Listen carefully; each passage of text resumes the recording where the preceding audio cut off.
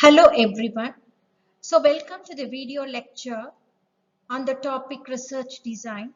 I am Dr. Rajati K from Biochemistry Department. In this video, we will see about what is research design, meaning of research design, design decision, parts of research design, features of a good research design, then important concepts that are related to research design. What is research design? It is a formidable problem that follows the task of defining the research problem in the preparation of the design of the research project, which is popularly known as research design. Decisions regarding what, where, when, how much, by what means concerning an inquiry or a research study constitute a research design. Next, meaning of research design. A research design, it is an arrangement of conditions for collection and analysis of data in a manner that aims to combine relevance to the research purpose with economy in procedure. It is a systematic plan to study a scientific problem. It is the framework that has been created to seek answers to research questions. Then next is design decisions. So whenever we are doing a research work, so while framing our research work, project work, so our mind will have a set of questions. So how the research work will be carried out.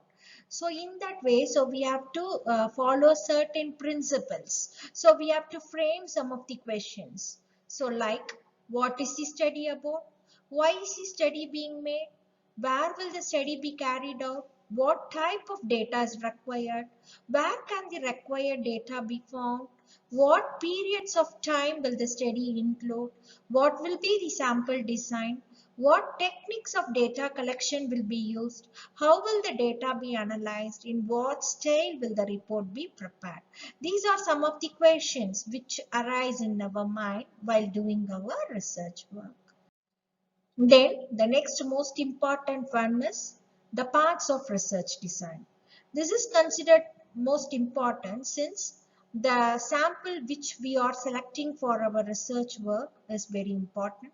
Then how the study has been observed, then what statistical procedures we have to follow, then how the procedures, the methodology have been adopted for the study, how it can be operated. So these things, these four parts is very important. The first part is sampling design, which deals with the method of selecting items to be observed for the given study. Observational design relates to the conditions under which the observations are to be made. The next is statistical design, which concerns with the questions of how many times are to be observed and how the information and data gathered are to be analyzed. Operational design, which deals with the techniques by which the procedures specified in the sampling, statistical and observational designs can be carried out. Then next are the features of a good research design. It means of obtaining the information, the availability and the skills of the researchers as well as his staff, the objective of the problem to be studied, the nature of the problem, the availability of time and money for the research work. It should be flexible enough to consider different aspects of the study in case of exploratory research. The design should be accurate with minimum bias in case of accurate description. Then there are important concepts in relating to research design. So we have to see each and every concept which is found to be most important in designing our research work. The first concept here is dependent and independent variables. A concept which can take on different quantitative values is called a variable. As such, the concepts like weight, height, income, these are some of the examples of the variables. Qualitative phenomena, they are the attributes which can also be quantified on the basis of presence or absence of the concerning attributes. That is, we can say whether that the particular thing is found to be present or absent. So this is the qualitative phenomena. Then phenomena which can take on quantitatively different values, even in decimal points, that is called as a continuous variables. Okay.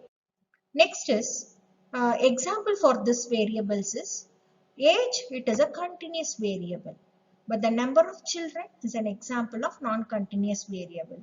So that is age, it differs. That is, for example, 10 years 1 month, which can be shown as 10.1, but children, it may be referred to as 1 or 2. So age, it will be an example for continuous variable, and number of children, it is found to be non-continuous variable. If one variable, if depends upon or it is a consequence of the other variable, it is termed as a dependent variable. And the variable that is antecedent to the dependent variable, it is independent variable.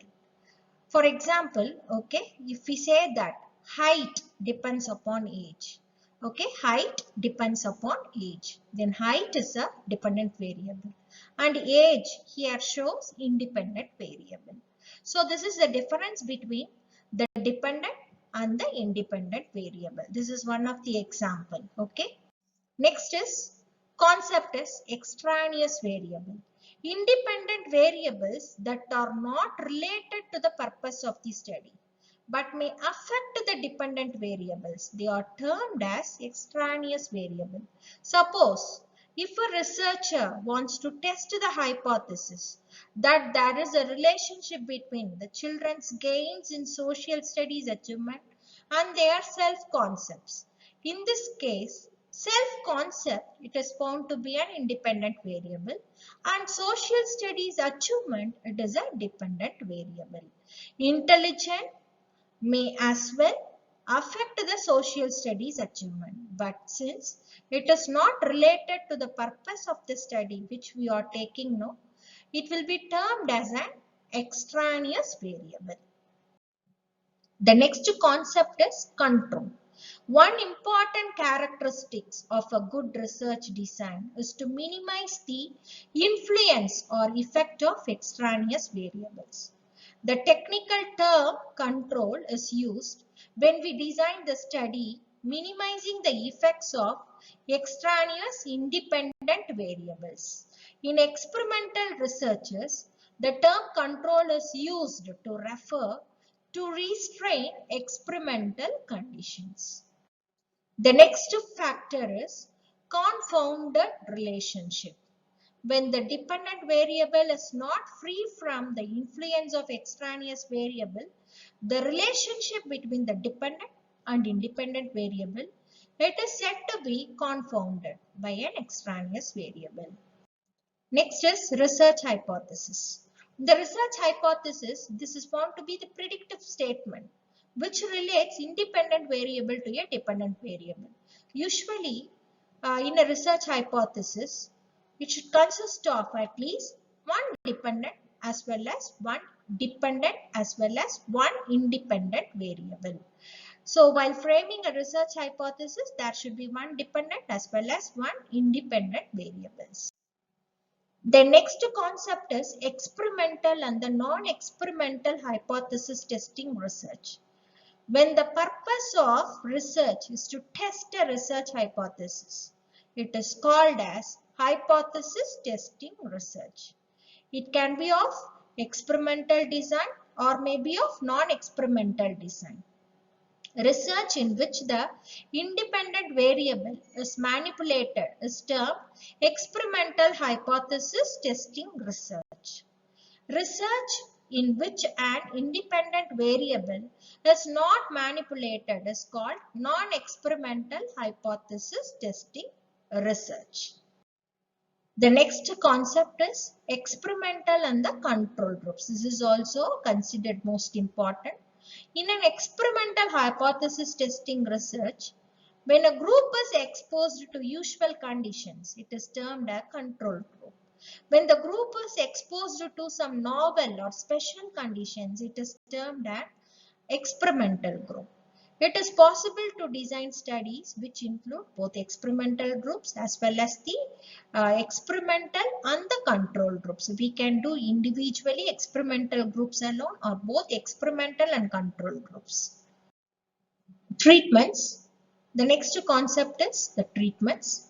The different conditions under which experimental and control groups are put are usually referred to as treatments. For example, if we are doing any toxicity study, we will have one control and then one treatment group and then one preventive group. So like that, we can frame the different sets. For example, if we are doing a research work by using fertilizers, and then by using some compost we are growing some plant materials, right?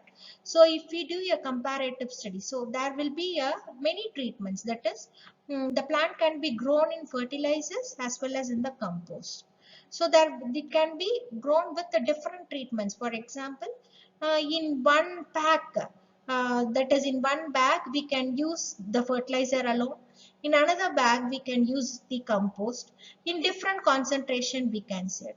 So that is called as the treatments. So we can have many treatments in our experimental groups. The next is experiment. The process of examining the truth of a statistical hypothesis relating to some research problem is known as an experiment. For example, we can conduct an experiment to examine the usefulness of a certain newly developing drug. Experiment can be of two types, via the absolute experiment as well as the comparative experiment. If you want to determine the impact of a fertilizer on the yield of a crop, it is an absolute experiment. But if we want to determine the impact of one fertilizer as compared to the impact of some other fertilizers, that is comparative treatment. That is as said before in the treatment. So we can do the study by using fertilizers as well as with the that is the chemical fertilizers as well as with the compost. So if we compare these two, then it is a comparative experiment. Okay. If we do the impact of only one parameter, then it is an absolute experiment. Next is experimental units. The predetermined plots or the blocks where different treatments are used, that is known as experimental units. Such experimental units must be selected, that is defined very carefully. So that's all. That is, in this we saw about, in this video lecture we learn about what is research design, the meaning of research design, how the what are all the decisions that have been taken while framing the research work, and then what is the features for the good research work, and then which concepts we have to follow while doing the research work. Um, Thank you.